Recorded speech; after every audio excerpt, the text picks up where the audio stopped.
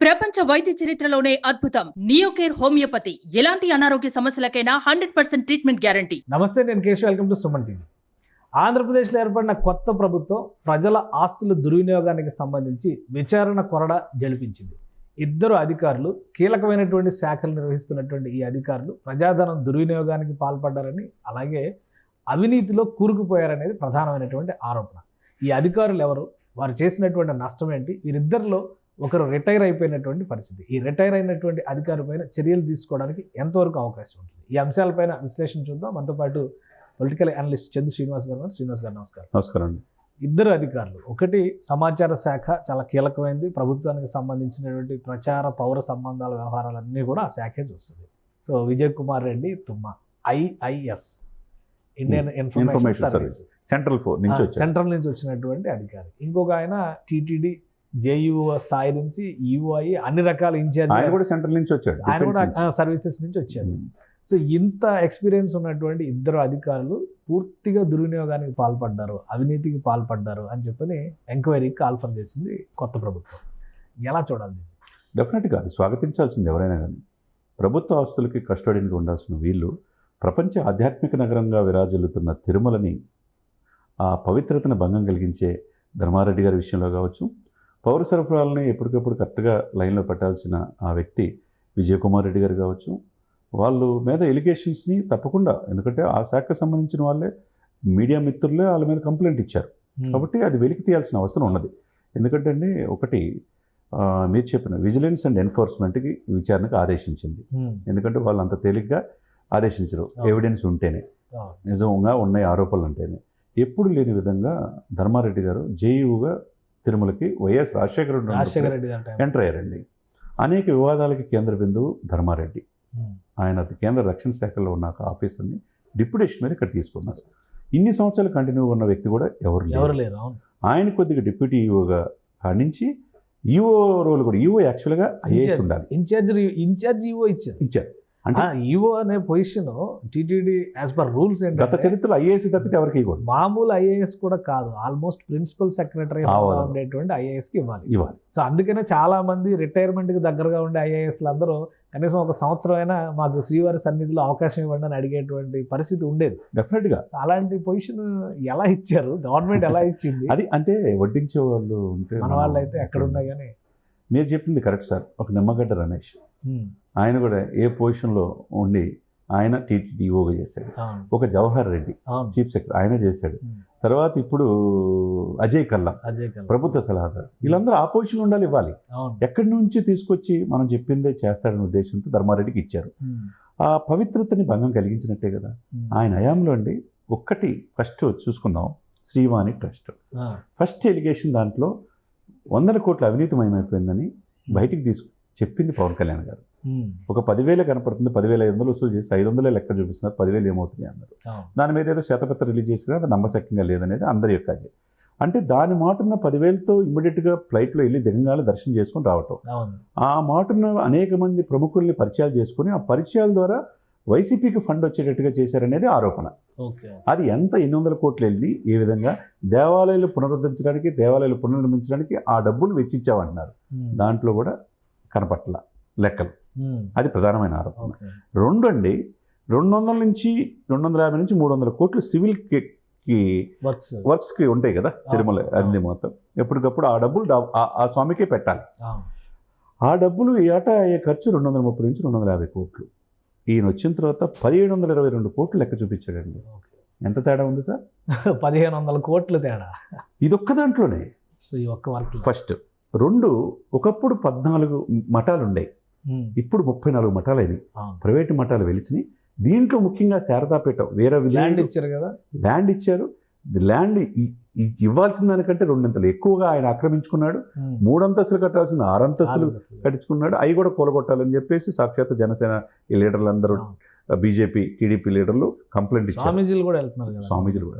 స్వామీజీలు కూడా మేము ఆత్మ చేసుకుంటాం అని చెప్పేసి హెచ్చరిక. అంటే తిరుమల పవిత్ర కాపాడాల్సిన అధికారులు ఇలా చేస్తే ఎట్లా సార్?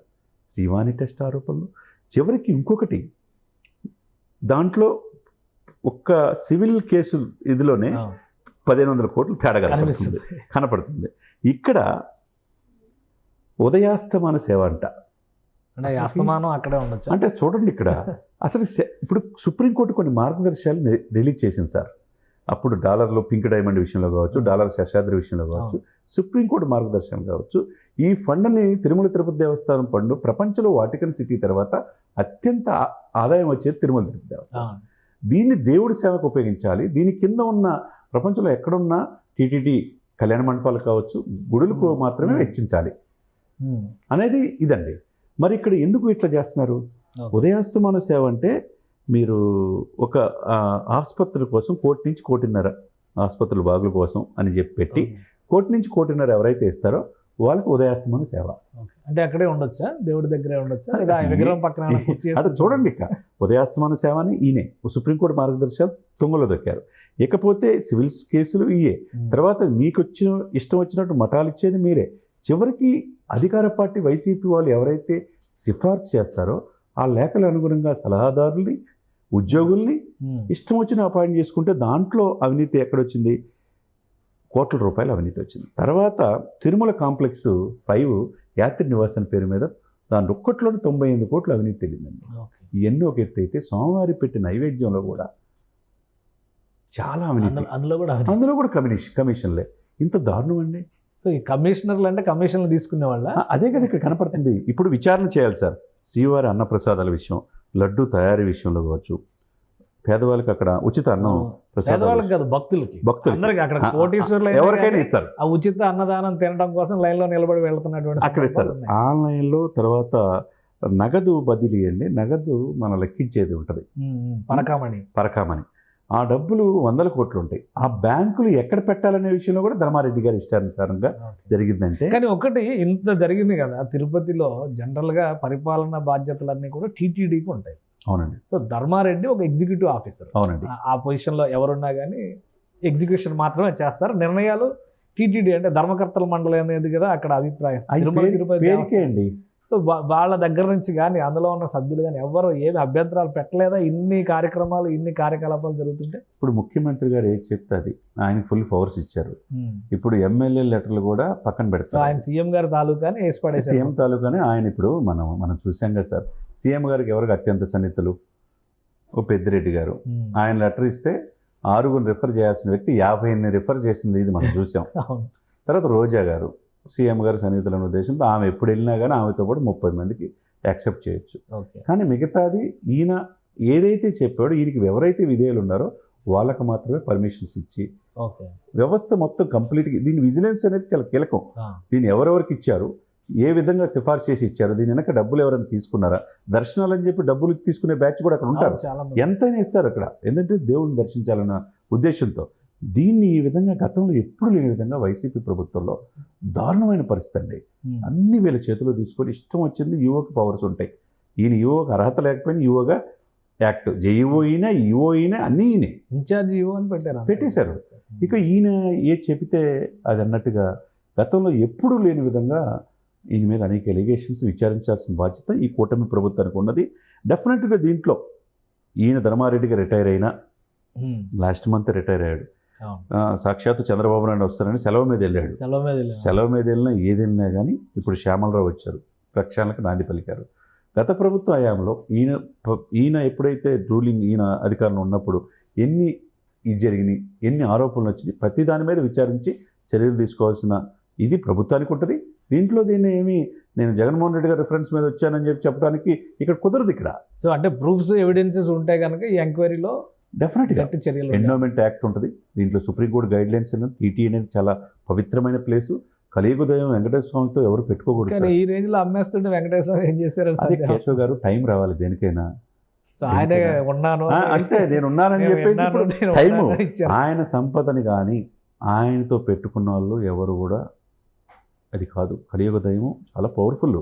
కాబట్టి వెంకటేశ్వర స్వామి ఆదాయం ఎటు దారి మళ్ళినా అది ఆయనే కక్కిస్తాడు. డెఫినెట్గా ఈ విజిలెన్స్ ఎన్ఫోర్స్మెంట్స్ ద్వారా నేను ఎంత పెద్ద తలకాయలు ఉన్నా ఈయన ఎవరు సహకరించారు, ఈయనకి సహకరించిన ఉద్యోగులు కూడా ఉంటారు కదా, వాళ్ళ మీద కూడా చర్యలు తీసుకోవాల్సిన అవసరం ఉంది. ఈ అక్రమార్కులు మఠాలు పెట్టి తన తిరుమల పవిత్రని అపవిత్రం చేసిన కూడా ఆ మఠాలను కూడా చర్యలు తీసుకోవాల్సిన అవసరం ఉంది. ముఖ్యంగా ఈ సివిల్ కేసులు 1700 కోట్ల రూపాయలు సివిల్ వర్క్స్ అసలు ఏం దారుణం. చేశారు ఏం చేశారనేది దాని మీద కూడా విజిలెన్స్ ఎన్ఫోర్స్మెంట్ నిఘా చేసి ప్రతిదీ కూడా ఈ ఇన్ని అనుమానాలు ఇన్ని వ్యవహారాలు చూస్తే ఏదో సిబిఐ ఎంక్వైరీ చేయాల్సిన అంశంలా నెక్స్ట్ పదే ఇది. ఎందుకంటే దీంట్లో ఎదురుగా ఆధ్యాత్మికతని గుడుల్ని పరీక్షించాల్సిన బాధ్యత బీజేపీ కూడా ఉంటుంది కాబట్టి నెక్స్ట్ బీజేపీ వాళ్ళంతా కూడా దీన్ని సత్యకుమార్ గారు వీళ్ళంతా ఎంటర్ అవుతారు. భానుప్రకాష్ రెడ్డి అక్కడ ఉంటాడు, పురంధేశ్వరి గారు ఉన్నారు, 3 ఎంపీలు ఉన్నారు, 8 మంది ఎమ్మెల్యేలు ఉన్నారు. వాళ్ళు కూడా డెఫినెట్గా దీని మీద సిబిఐకి కోరే అవకాశం డెఫినెట్గా ఉంటుంది. రైట్. ఈయన విజయ్ కుమార్ రెడ్డి పరిస్థితి ఏంటి? ఎందుకంటే చాలా అవకతవకలకు పాల్పడ్డారు, వేల కోట్లు దారి మళ్లించడానికి. అలానే అప్పటి అధికార పార్టీకి సంబంధించినటువంటి మీడియాకి పిఆర్ఓగా పనిచేసి యాడ్ ఎగ్జిక్యూటివ్గా పనిచేశారా అంటున్నారు. నిజమేనా? అట్లాంటి పరిస్థితి ఉంటుందా? మనం చాలా సందర్భాలు చూసాం సార్. ఆ సాక్షి పేపర్కి 600 కోట్ల రూపాయలు అడ్వర్టైజ్మెంట్కి మళ్ళీ ఏ విధంగా ఇస్తారని చెప్పేసి చూసాం. ఆయన ఒకప్పుడు దానికి అనుబంధంగా చేసిన మాట వాస్తవమే. తన ఆయాచిత లబ్ధి అన్నట్టు ఉంటుంది కదా, మనకు చేసిన వాళ్ళకి ఏదో ఒకటి చేయాలనే ఉద్దేశంతో ఆయనకి ఆ కమిషనర్గా డిప్యూటేషన్ మీద తీసుకొచ్చి పెట్టారు. జగన్మోహన్ రెడ్డి గారు వీర విధేయుడిగా, సజ్జల గారికి వీర విధేయుడిగా ఆయన పనిచేశాడు. ఆయనకు అనుకూలంగానే వాళ్ళకి నచ్చినట్టు పనిచేసి 100 కోట్లు ఉన్నాయా, దీని వెనక ఎంత ఉందా అనేది విజయ్ కుమార్ రెడ్డి ఎవరు అనేది కాదు ఇక్కడ.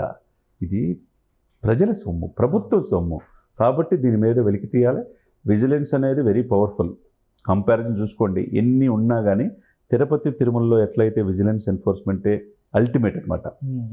అదేవిధంగా ప్రభుత్వ ఆస్తులు ఎవరైనా ఇది చేసుకుంటే వీళ్ళు విచారించవచ్చు, శిక్షించే అధికారం ఈ సంస్థలకు ఉంటాయి. చట్టం దృష్టిలో ఎవరు ఏ పొజిషన్ ఉన్నా, ఎక్కడి నుంచి డిప్యుటేషన్ మీద ఇక్కడికి వచ్చినా ఇక్కడ సంపదని కొల్లగొట్టకూడదు కదా.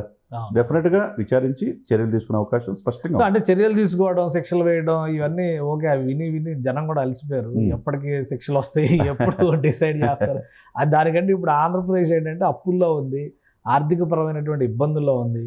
ఒకవేళ వైలేషన్స్ జరిగి, దుర్వినియోగం జరిగి, దారి మళ్లింపులు జరిగితే రికవరీ చేయడానికి అవకాశాలు ఏమైనా ఉంటాయా? డబ్బు కానీ వెనక్కి తీసుకురాగలరా? డెఫినెట్గా అండి. ఇప్పుడు వీళ్ళు సంపాదించిన అక్రమార్కులు, వీళ్ళ యొక్క అనుచరులు, బినామీలు ఎక్కడ పెట్టుకున్నా ఇవన్నీ వస్తాయి కదా. డెఫినెట్గా అది ప్రభుత్వం స్వాధీనం చేసుకునే అవకాశం ఉంటుంది. మనం చూసాం, చాలా కేసుల్లో కూడా ఇలా చూసాం. కాబట్టి వీళ్ళు ఎక్కడ తప్పించుకోవడానికి ప్రభుత్వ రంగ సంస్థలు, విచారణ సంస్థలు తప్పించుకునే అవకాశం ఉండదు. విజయ్ కుమార్ రెడ్డి గారు పాపం ఇక్కడ గవర్నమెంట్ రిలీవ్ చేయకముందరే ఆయన వెళ్ళి మళ్ళీ సెంట్రల్ సర్వీస్లో జాయిన్ అవ్వడానికి విశ్వ ప్రయత్నం చేశారని చెప్పని కూడా ఒక టాక్ ఉంటుంది. కానీ దీని మీద విచారిస్తే దీనికి విచారణ క్లోజ్ అయ్యేదాకా ఆయన ఎక్కడున్నా ఆయన డిప్యుటేషన్ మీద మళ్ళీ అక్కడికి అవైలబుల్ ఉండాల్సిందే. తప్పకుండా కోర్టుకి రావాలి, విచారణ చేస్తారు, వాళ్ళ ఆధారాలు చూపిస్తారు, అది అవునా కాదో చెప్పాలి, వీళ్ళకి దగ్గర ఉన్నాయి చెప్తారు. వీళ్ళ ఆధారాలు పర్ఫెక్ట్గా ఉంటే డెఫినెట్గా అరెస్ట్ చేసే అవకాశం స్పష్టంగా ఉంది. రైట్. థ్యాంక్ యూ శ్రీనివాస్ గారు, మీ అభిప్రాయం తెలియజేసినందుకు. ఇది ఆంధ్రప్రదేశ్లో 2 అధికారులు, అటు పౌర సంబంధాలు సేకరించి, ఇటు టీటీడీ దేవుడి సొమ్ము, అంటే ప్రజల సొమ్ము, దేవుడి సొమ్ము రెండింటినీ కూడా వారిదైన శైలిలో అధికార పార్టీకి దాసోహం చేసేటువంటి ప్రయత్నాల్లో సక్సెస్ అయ్యారు. కాబట్టి 100 కోట్లు, 1000 కోట్లు కూడా దారి మళ్లించేటువంటి అవకాశం ఉంది అనేటువంటి ఆరోపణల్ని ప్రస్తుతం ఉన్నటువంటి ప్రభుత్వం చేసినటువంటి ప్రాథమిక విచారణలో నిర్ధారణకు వచ్చారు. కాబట్టి పూర్తి స్థాయి విచారణకి విజిలెన్స్ ఎంక్వైరీకి ఆదేశించారు. సో ఎలాంటి విషయాలు బయటకు వస్తాయి, వీళ్ళపైన చర్యలు ఎలా ఉంటాయి, రాబోయే రోజుల్లో ఒకవేళ అవకాశం ఉంటే ఆంధ్రప్రదేశ్కు ఉన్నటువంటి ఆర్థిక కష్టాలను గట్టెక్కించే క్రమంలో ఈ సొమ్ము రికవరీ చేయడానికి ఎంతవరకు అవకాశం ఉంటుందనే దానిపైన కూడా ఖచ్చితంగా విచారణ స్పష్టంగా ముందుకు సాగుతుందని చంద్ర శ్రీనివాస్ గారు చెప్తున్నారు. ఇది special discussion. Keep watching. Suman టీవీలో మీ పర్సనల్ అండ్ బిజినెస్ ప్రమోషన్స్ కోసం కింది నెంబర్కి కాంటాక్ట్ చేయండి.